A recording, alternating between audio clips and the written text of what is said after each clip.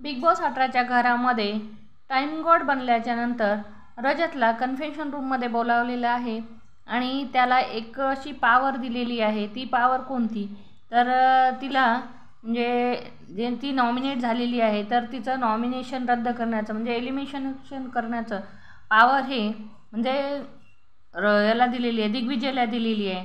तर म्हणजे कशीशी ला तो वाचू शकतो या आठवड्यामध्ये नॉमिनेट होण्यापासून, घराच्या बाहेर जाण्यापासून तो तिला सेफ करू शकतो अशी पावर दिग्विजयला दिलेली आहे। तर दिग्विजय आता या पावरचा कसा उपयोग करत आणि तो कशिशला सेफ करेल का, तर हे पाहणं आपल्याला आता मनोरंजक ठरणार आहे।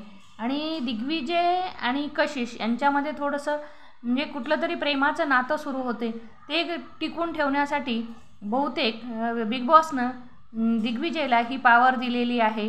आता त्यांचं हे नातं पुढं म्हणजे घट्ट होत जाईल का, तर हे पाहणं आता मनोरंजक ठरणार आहे। माझ्या चॅनलवर जर तुम्ही नवीन असाल तर सबस्क्राईब करायला विसरू नका।